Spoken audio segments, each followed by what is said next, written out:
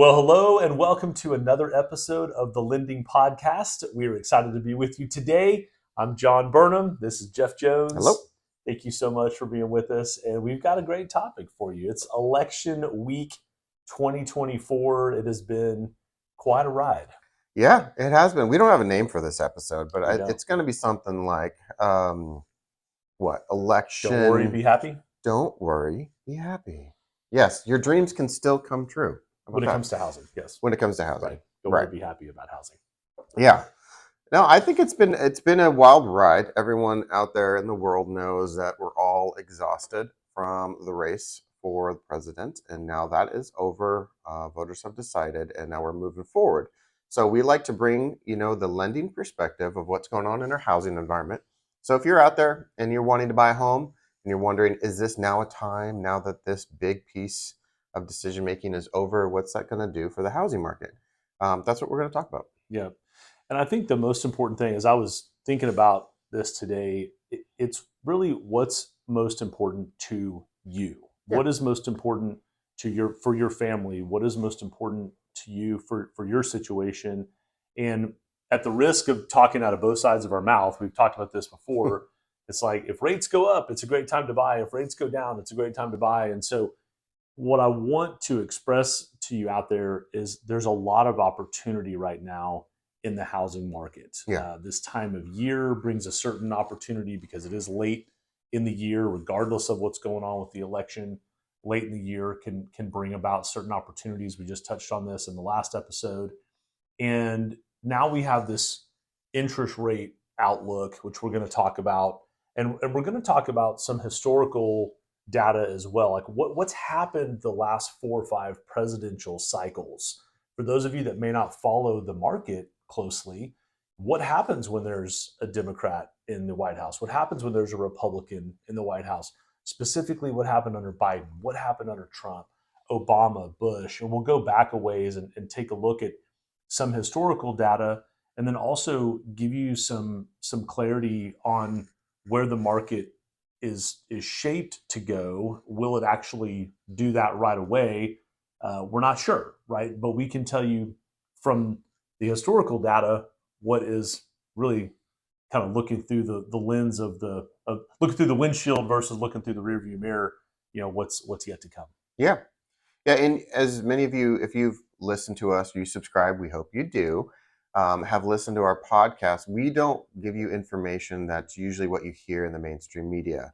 So, what we like to do is bring some reality of our industry and what our industry has gone through basically over a decade or more.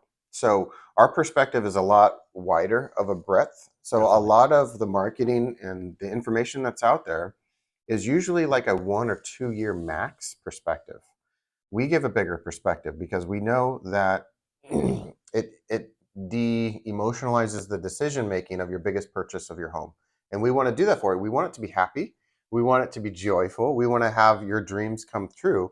But you need to make these financial decisions with a reality in mind of what your monthly payment is going to be, what your cash as close is going to be, and what goes into it. So, what I say all that for is, there's a lot of emails, there's a lot of commercials about what the rates are doing. And I'm not seeing a lot of truth in them. So people were saying like, oh, rates have dropped. It's a historic low. Rates are going to go up. When you see these estimates, these statements of forecasts, um, please know that's not the truth. So the truth is what actually does happen. Well, a forecast model is it's like a weatherman saying this is what the forecast is going to be for the next outlook of your 7 day forecast, and if you're going to go camping or not, and then the sun's going to come out or it's going to rain. But what's been interesting in the last 2.5 years, we've taken a look at the forecasts, whether that's NAR, MBA, Freddie, Fannie, all these organizations that have these massive think tank forecast models. They've all been very inaccurate for Correct. 2.5 years.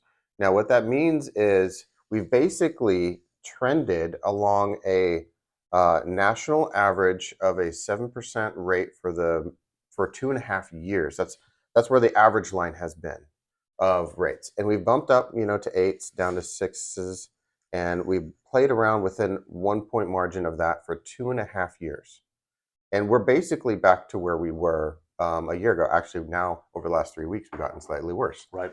So all that to say is the forecasting models of what the new reality is going to be for your mortgage rate have been wrong. So please don't believe those. But even if they're wrong, this is the great part, is if you can get a great loan specialist, loan officer that can give you a budget so that you can get your house of like, hey, we can get your monthly payment to this comfortable place for you. And that gets you this amount of loan to get you this amount of house. If that scenario works for you, then you can get your house. The rate is more of an optic of how that influences your monthly payment. But your monthly payment is what leaves your bank account, right? Yep. That tells you how much money you have for clothes and other spendings. It's a fixed cost for the life of that loan. And then you can refinance it later. But for that life of that loan, it's just a monthly budget number. It's Yeah. not a rate number. So the rate is the marketing optics.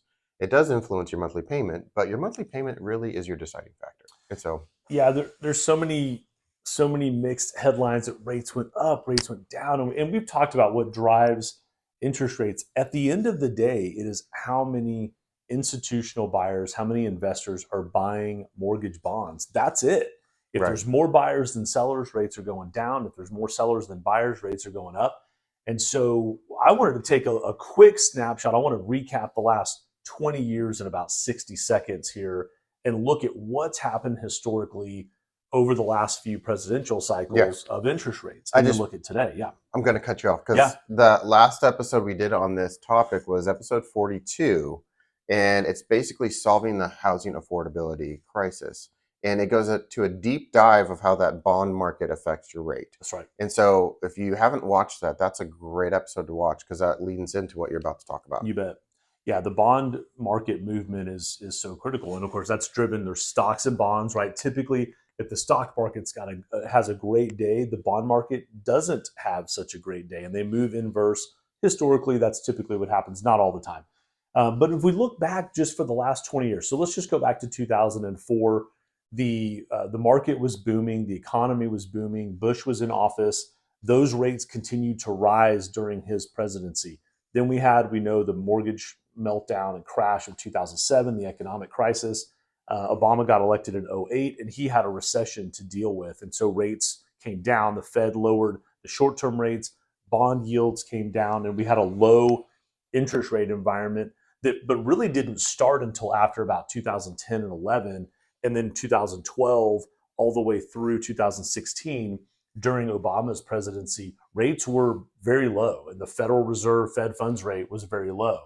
When Trump won in 16, as surprising as it was to a lot of folks out there, our bond yields rose instantly. I actually remember that night and watching the financial markets.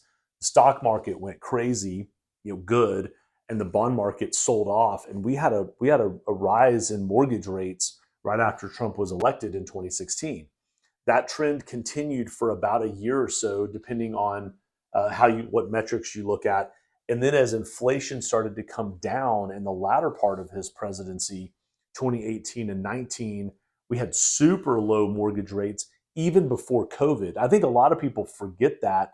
In 2019, I remember I refinanced in 2019 and I got a rate under 3% Right. in 2019 before COVID even hit. Then, of course, COVID hits and we had a lot of Getting market rates in the twos. volatility. We had rates even go down even further because there was a lot more quantitative easing, which is when the federal government steps in and buys more mortgage bonds. And then coming out of COVID, we had spending from both administrations. Let's be honest, 2020, a lot of spending, 2021, a lot of spending. That caused an inflationary environment, a lot of factors, obviously supply chain issues and all kinds of things that I've studied over the past years, like what happened there, right? Inflation we thought was going to be transitory and kind of short term. It really turned out to be a little more sustained. It was not really transitory. Come to find out, that elevated our bond yields. In 2022, we saw that massive spike, and that's what you were just talking about. Here we are. Maybe that was more than 60 seconds, but from 2022 to 2024, we've been at this basically the same interest rate level, even though it's looked like a heart monitor, right? It's gone up a little bit, it's gone down even further, it's come back up, but draw a line through stabilized. it. Draw a line through it. It's basically Where we are. average of the last 24 months has been about the same. Hmm. So now we're looking through the windshield and we're not looking through the rear view anymore. Let's figure out, speculate a little bit, what may happen over the next few months and even a couple of years. And so now we have a Trump presidency again, as we did in 2016. Interest rates rose immediately after he was elected. And interestingly enough, just a couple of days ago, the day after the election, the Dow Jones had the best year it's had in 2 years. The stock market spiked like 1,500 points, over 3% gain in one day. The bond market tanked, and interest rates, our mortgage rates went up a quarter of a point in one day. In one day. And then Thursday, what happened? They went down a quarter of a point Right. in one day. So there's still some volatility. There's a lot of volatility, even on a daily basis right now. And it will remain that way. It'd be really hard to pin this down until some of the policies from the prior presidency take hold, because there's still things that are in the works from the Biden presidency. There's things from the Trump presidency that obviously he hasn't put into play yet. So how this plays out exactly for the bond market is yet to be determined. And this is where we want to invite you, the listener, invite you, the homeowner, or the home buyer, to put your hat on of what is best for me and my family, right? If just look at your own situation right now and say, is there a time right now? Is this the time to push pause on a home purchase for personal reasons? Is this the time to jump into the market for personal reasons because you feel like you've got opportunity out there? And that's where we come back to have the conversation with your mortgage lender so we can unpack all of that with you.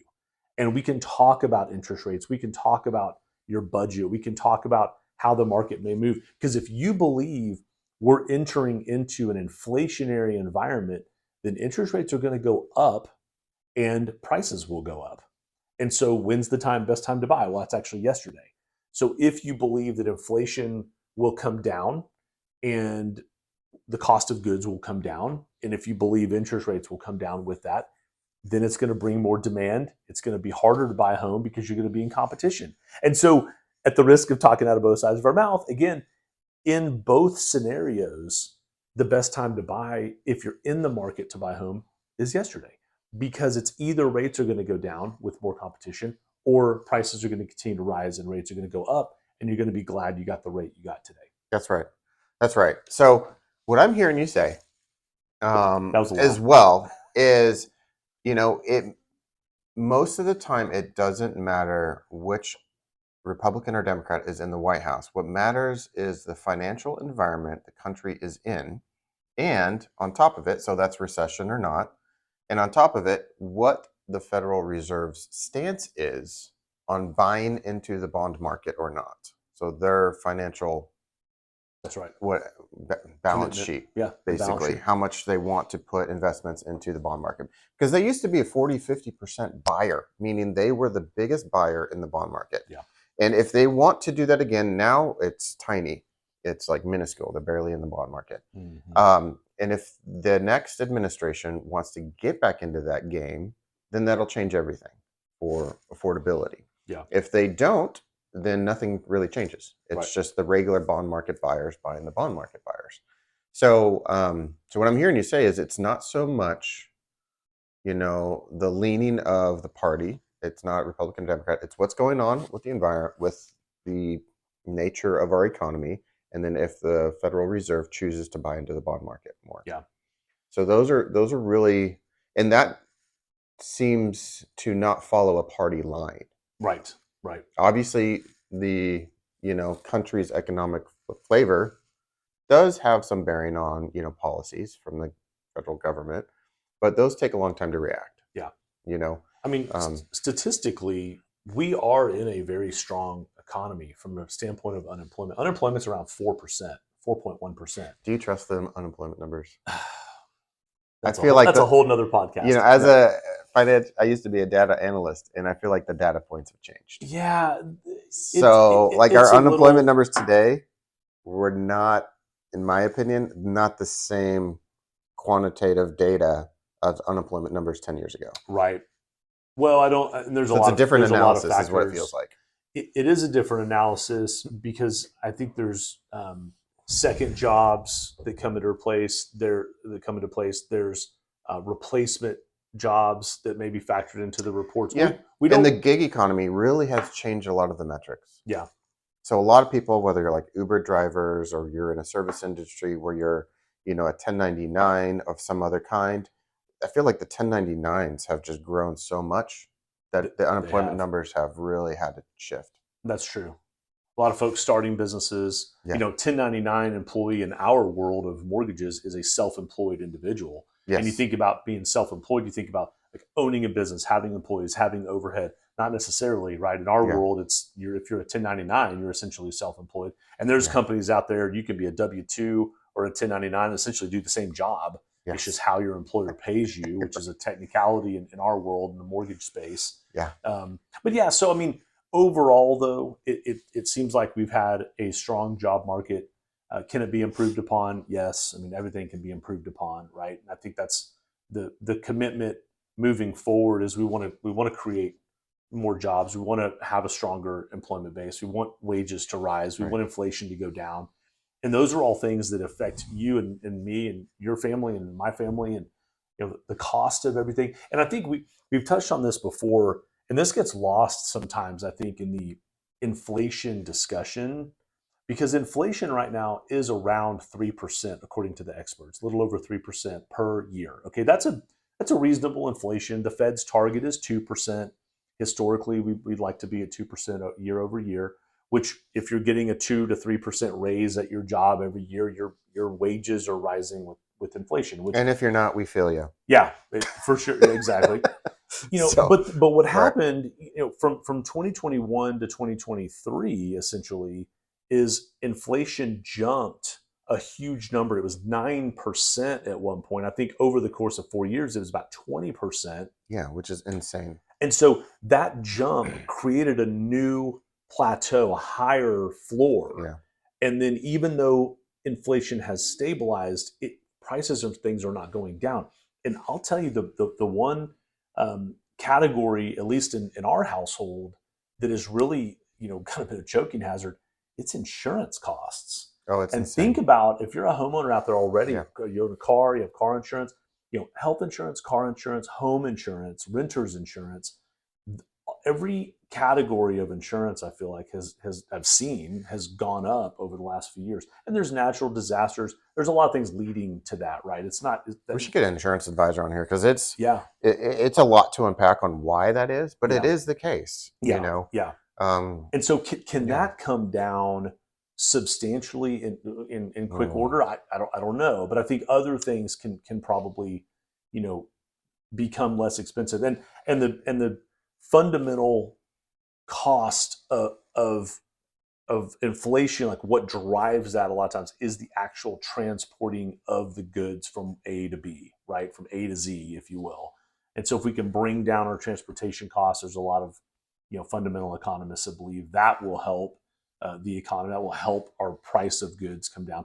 But insurance is not transported from A to Z. That is a cost that it's an invisible, it's almost an invisible cost to an extent, right? Yeah. And so we're talking about, a lot of people will put the monthly budget of a family into kind of two buckets. You have your fixed costs, right? The things that don't change every month. Right. So your car payments, your home payments, your insurance payments, your cell phone, your internet, your utilities, those are fixed because you can't really do much about it. Right. You can shop your insurance, you can refi your mortgage rate, you can refi your car loan.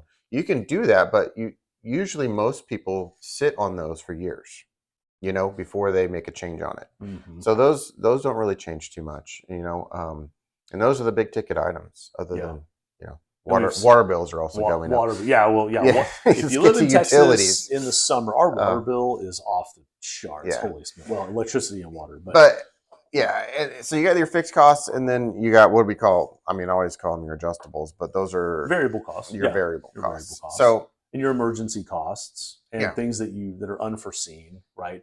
But that's what you're talking about. Those fixed costs have risen. And so insurance kind of being behind the scenes but affecting everyone. I'm just picking on insurance right now, but it's part of your mortgage. If you own a home and you have an escrow account, so your Right. taxes and insurance are included in your mortgage, that insurance cost year over year can go up. The Hmm. property taxes year over year can go up. And so while you may have a fixed mortgage, you've got some variable components to your mortgage payment aside from the principal and interest, which is what you're paying back to the bank, right? So you've got this insurance cost and maybe HOA dues and flood insurance perhaps and some other costs on your mortgage. But this Yeah. so I guess what I'm really saying is as you're budgeting, as you're talking to a loan advisor, these are things you want to look through. The lens you want to look through is 5 years down the road, 3 to 5, maybe 10 years if you can see that far.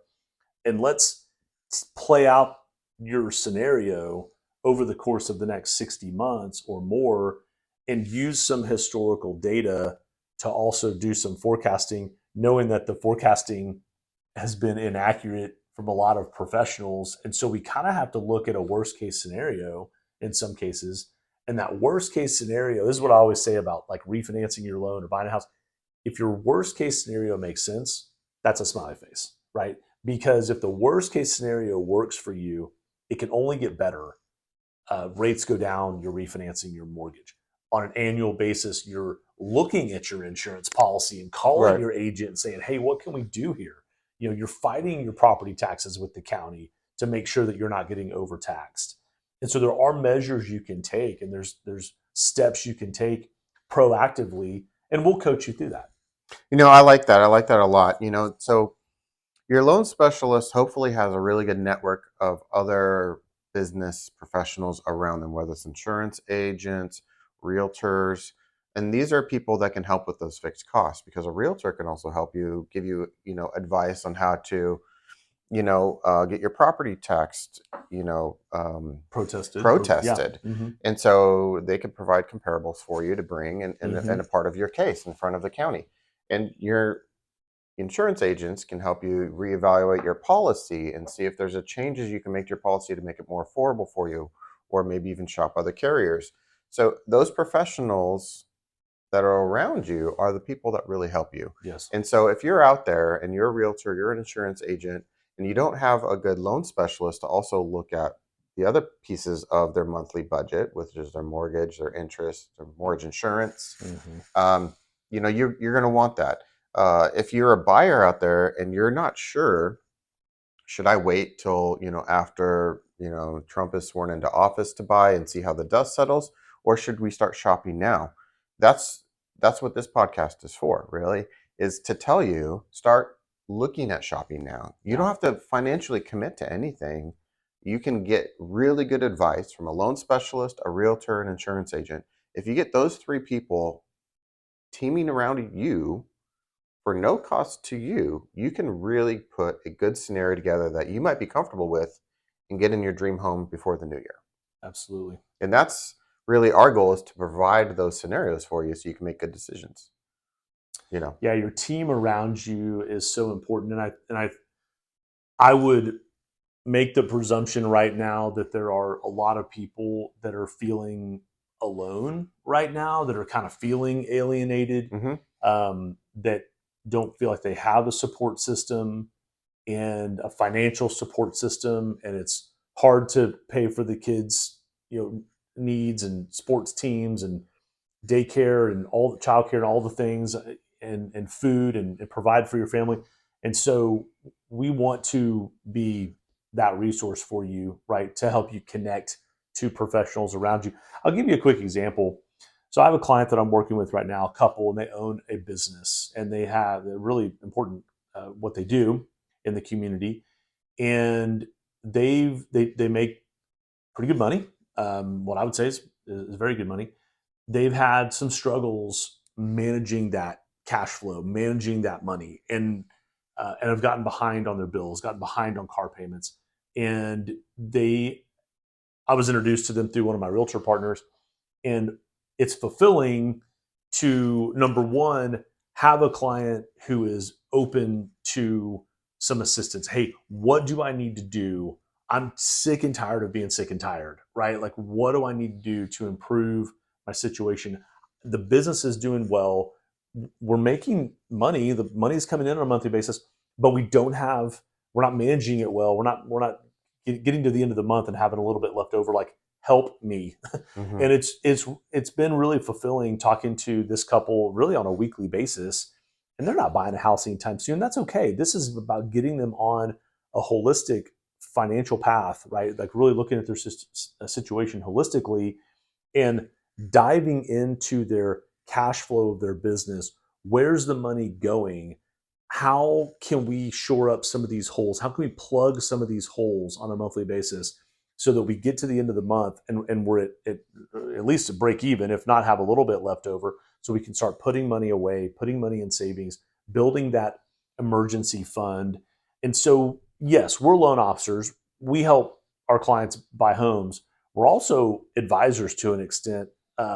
Maybe not financial advisor with the title. We didn't pass the series exams, what all those are to invest your money and grow it in a portfolio. However, we do have a lot of experience looking at tax returns, looking at P&Ls, looking at your business, and can help you in a wide array of of situations versus just like helping you figure out what your mortgage is going to look like. So I'd love to offer that because I think this has been a really fulfilling personal new friendship Yeah. that we've cultivated with some folks that are very eager and want to be homeowners, know that they can't qualify today, and are open to saying like, what do I need to do? And Yeah. it's just really cool to kind of dive in and start unpacking that. That's a process. It might take them 6 to 12 months. It might take them a little longer, but they're willing to start. And I think if you're willing to start and have that conversation, good things can come from that. Yeah, I like how this is kind of coming full circle because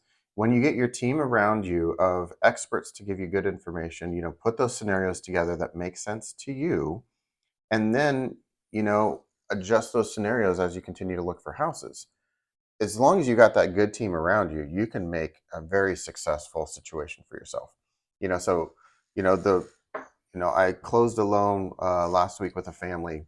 We started talking in February, Mm-hmm. and 8 or 9 months. we Yeah. closed on November 1st. And what's wonderful, they don't have a mortgage payment until January, Right. which is nice. That's cool. So, but they started early, and they had an amazing realtor around them.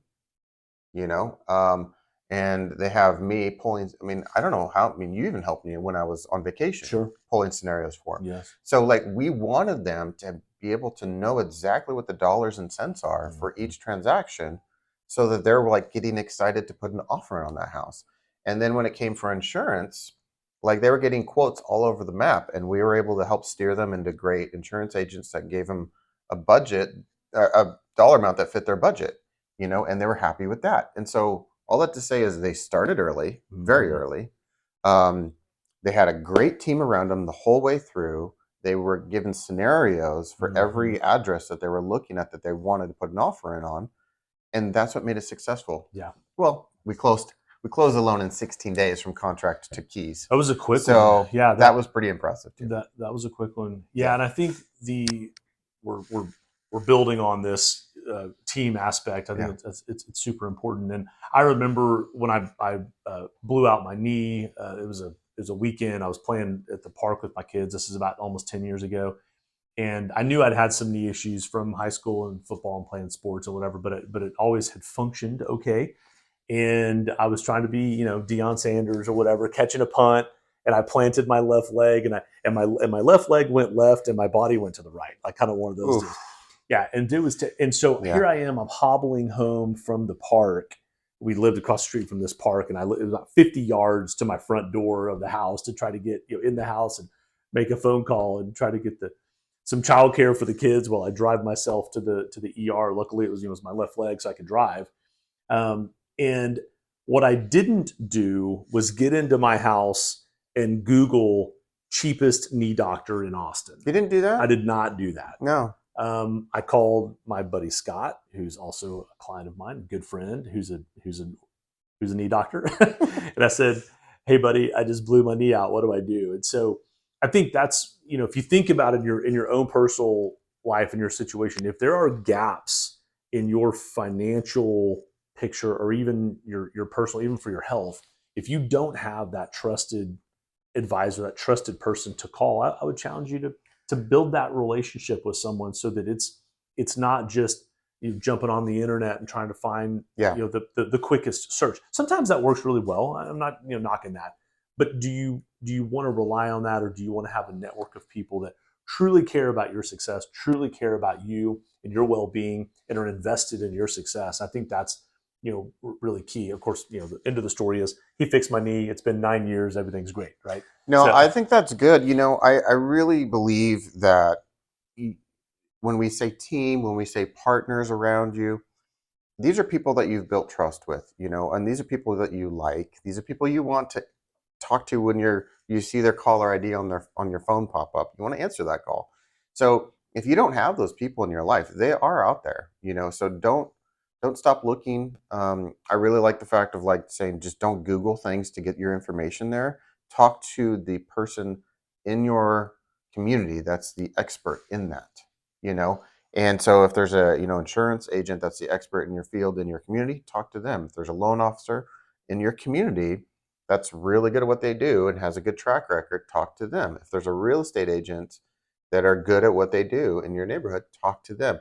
Don't Google it, because I think that there's so much information online that is wrong. It's like so if true. when if a weather forecaster was wrong for 2.5 years, and they're saying 2025 is going to continue the El Nino year of a lot of rain, and we've had the driest October ever in Texas. Right. Would you believe them? You wouldn't believe them over time. So stop believing the forecast models of what's going on in our mortgage industry. Talk to your actually lender specialists, Yeah. because they know what's going on, not what you're hearing online. Yeah. We connecting you to the best information, boots on the ground, up to date. Right. That is also specific to your needs, right? This is Right. all. It's all about you. I think that's so critical. We have two ears and one mouth for a reason, right? Yeah. We need to listen more than we talk. Understand what our clients are Yeah. looking for. Understand what the people around us need, and come together to provide amazing service to Yeah. help our network and to help each other and build community. And That, so, yeah. as you bring that up, I know we're kind of coming to a close, but there's this concept out there of loans, since that's our industry, and say, hey, I got an email from this builder and they're promising me this great rate with this, financial scenario. Mm-hmm. With about, I think we have about 250 products in Mm-hmm. our portfolio here at Benchmark Mortgage. And those means different loan structures, like 250 loan structure options. And even within each of those structures has nuances that we can tweak. So there is a ridiculous amount of options. Yes. When you're presented one option and you think that's for you, that's like saying the other 249 aren't even to be considered. So if you don't have a loan specialist that's comparing that one option to 249 other options, then you're doing yourself a disservice by believing one option fits all. That's right. Yeah, evaluating what fits into your goals, Yeah. evaluating multiple options, and it's not about presenting 16 different scenarios to make your head spin. It's really about Right. getting down to the two or three, maybe four best. Hey, if I were in your Mm-hmm. shoes, I would strongly consider these couple of options. And then we can circle one and say, this looks like the best one. Like, let's Yeah. go with option door number two. That looks pretty good. And I think if you've seen a door number one, two, and three, and you've evaluated three different options that all are probably good, Mm-hmm. and then you pick the best one, you as an empowered home buyer, homeowner, feel like you've chosen your loan. You're invested in your loan. The loan that you're going to be writing a check for the next however many years you live in the house, right? And so we want to help. We're guiding you to that decision. We're not making the decision for you in most cases. Right. Of course, our clients trust us to present the best option, so that's what we do. Hey, if I were in your shoes, based on what you're telling me, I think door number two works the best, right? Second best of the three options, right? And so we'll present those to you. And I think that's something in full transparency. We talk about trust and transparency, right? So our industry has missed a huge opportunity historically to provide transparency to our clients. Like Yeah. that is so critical, so important. And when you can just get online and Google whatever, like are you getting full transparency? Are you getting the full story? Or is your situation being evaluated with all the moving parts to put the best scenarios at your fingertips? And Right. I would argue probably not in most cases, right? Unless you're working with a true professional advisor, mortgage advisor, who's also connecting you to other business professionals Yeah. that can help you. So, yeah. All right. We I touched like on a it. lot. I like it. I think Yeah. we should come it to a Let's close. come to a close. So if you are out there and you have not subscribed to our podcast, please, please, please do so. That's me begging for it. And also comment too. We love to hear back from our listeners of what you want to hear about when it comes to real estate, basically anything. Yeah. So throw it out there. We'd love to hear from you. And please like, subscribe, and share. You bet. Thank The you so future much. is bright in real estate. 100%. Take care. We'll see you soon.